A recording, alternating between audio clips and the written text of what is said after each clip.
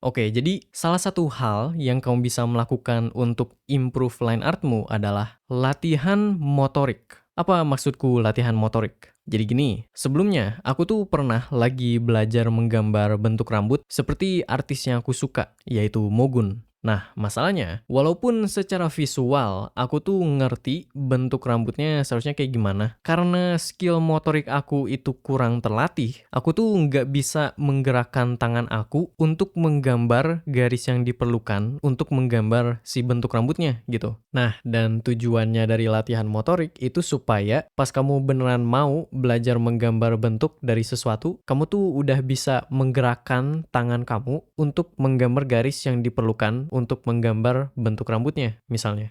Oh, oke. Latihannya gimana, Bang? Nah, latihannya itu kayak gini. Pertama, cari gambar atau kata lainnya referensi dari artis lain yang menurut kamu line artnya bagus. Kedua, copy paste referensinya ke kanvas digital yang baru. Ketiga, turunin opasitas referensinya sampai referensinya terlihat transparan kayak gini. Keempat, ambil brushmu dan matiin stabilizernya. Kelima, gambar ulang alias tracing line art dari referensinya. Semirip mungkin, pastikan garis yang kamu gambar itu sama persis dengan garis pada referensinya. Sepelan mungkin, jangan gambar garisnya secara cepat kayak gini. Tanpa ceker-ceker, pastikan semua garis yang kamu gambar itu dibuat dalam satu tarikan. Kalau nggak bisa satu tarikan, boleh berhenti di tengah-tengah, terus lanjutin dari situ garisnya. Dan terakhir, gunakan seluruh lengan kamu. Jangan sekedar make pergelangan tangan kayak kamu lagi nyatet gitu ya. Melainkan gunakan juga lengan bawah sama lengan atasmu untuk menggambar ulang line artnya. Dan terakhir keenam, ya gambar ulang line art dari referensinya. Terus ulang proses tersebut beberapa kali menggunakan gambar-gambar yang lain sampai kau merasa lebih gampang gitu menggambar garis yang kau mau menggunakan tangan kamu. Udah gitu doang. Ada pertanyaan? Iya ada Bang. Kenapa line artnya perlu digambar ulang sepelan mungkin? Bukannya biasanya line art tuh disuruh cepet ya gambarnya?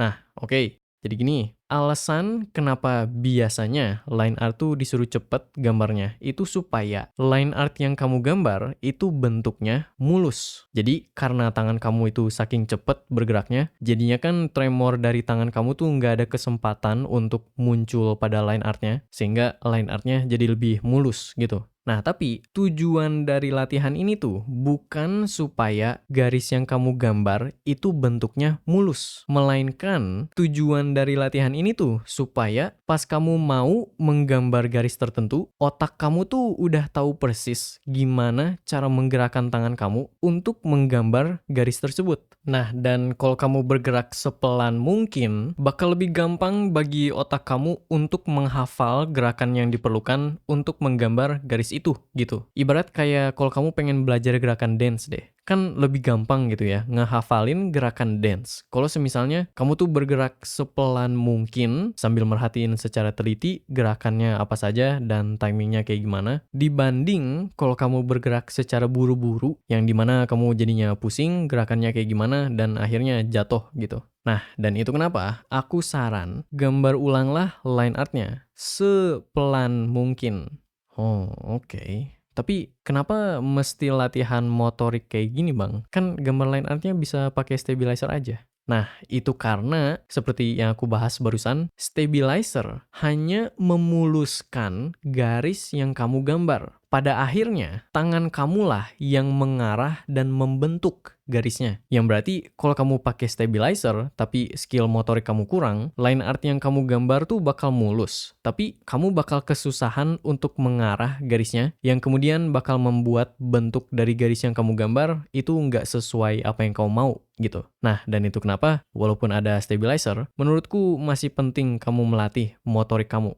Oh, oke. Tapi Bang, aku gambarnya di HP pakai jari. Gimana cara latihannya kalau gitu? Iya Bang, aku juga gambarnya tradisional. Aku gambar pakai mouse. Oke, gini. Sebenarnya sih ya, latihan ini tuh emang buat orang yang menggunakan antara stylus atau pensil dan pulpen. Jadi kalau kamu semisalnya gambar pakai jari atau mouse, ya sorry ya tapi kamu harus antara A, beli stylus dan atau tablet yang ada stylusnya, atau B, lakukan latihannya secara tradisional. Caranya gimana Bang? Well, ada dua pilihan. Antara kamu cari referensi, buka referensinya di aplikasi gambar, turunin opasitasnya biar gambarnya itu kelihatan transparan, ekspor dan print gambarnya, terus gambar ulang line art dari referensinya semirip mungkin, sepelan mungkin, dan menggunakan pulpen biar kamu nggak bisa menghapus garisnya. Antara itu atau ambil kertas kosong, gambar garis-garis yang lurus dan tipis, make penggaris sama pensil. Terus kalau misalnya kamu ada penggaris yang ada lingkaran-lingkarannya, atau kamu punya benda yang bentuknya kayak lingkaran, gambar beberapa lingkaran yang tipis juga pakai pensil. Terus ambil pulpen dan gambar ulang garis-garis dan lingkaran-lingkarannya sepelan mungkin dan semirip mungkin. Begitu. Nah, tapi sebenarnya ada alasan gitu ya, kenapa aku di awal nyuruh kamu untuk nge-tracing secara khusus gambar dari artis lain. Karena kan tujuan dari latihan ini tuh supaya pas kamu beneran mau menggambar garis untuk bentuk rambut misalnya, kamu tuh udah tahu gimana cara ngegerakin tangan kamu untuk menggambar si garis itu gitu. Nah, dan aku mikirnya kalau kamu nge-tracing gambar artis lain, isi dari gambar si artis itu tuh bakal 11-12 dengan apa yang kamu bakal gambar nanti.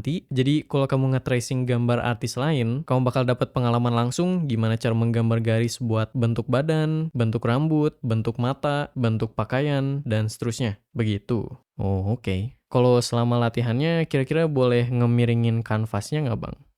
Boleh, tapi aku anggap alasan kenapa kamu mau ngemiringin kanvasnya itu supaya lebih gampang gitu ya menggambar ulang line artnya. Jadi kayak daripada narik garis dari atas ke bawah karena mungkin gerakannya agak kurang natural, kamu ngemiringin kanvasnya supaya garisnya tuh bisa ditarik dari kanan atas ke bawah kiri gitu, biar gerakannya lebih natural. Nah, sebenarnya silahkan kalau kamu mau gitu. Cuman aku pengen kamu menyadari konsekuensinya, yaitu kalau semua garisnya kamu tarik dari atas kanan ke bawah kiri, berarti otak kamu hanya mempelajari gerakan tangan dari atas kanan ke bawah kiri, nggak belajar gerakan dari arah yang lain gitu. Nah, dan kenapa menurutku penting kamu bisa menggambar garis dari berbagai macam arah? Utamanya itu karena kadang kalau kita menggambar sesuatu yang ada perspektifnya, kita tuh pengen bisa menggambarnya dari angle tertentu, kayak angle ini misalnya. Karena kalau kita gambar dari angle ini, jadinya lebih kerasa dan kebayang perspektifnya, sehingga agak lebih gampang untuk menggambar bentuk benda, biar bendanya tuh terlihat kayak nyatu gitu sama perspektifnya. Sebaliknya, kalau kita menggambar gambarnya dari angle yang miring, jadinya kita tuh tidak bisa melihat dan merasa langsung perspektif dari gambarnya, dan karena itu jadinya agak lebih sulit untuk menggambar bentuk benda supaya bendanya terlihat nyatu sama perspektifnya. Nah, dan itulah salah satu alasan kenapa menurutku penting kamu bisa menggambar garis dari berbagai macam arah.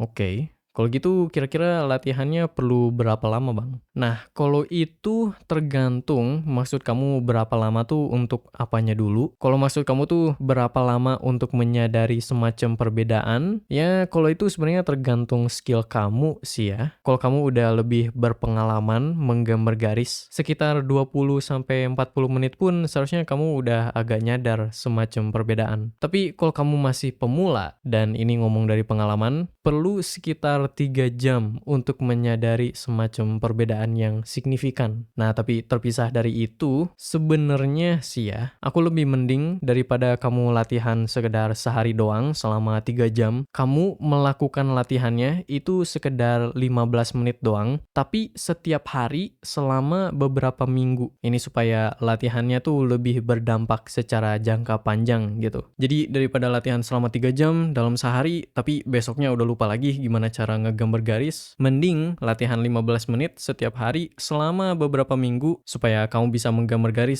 seterusnya ke depan gitu.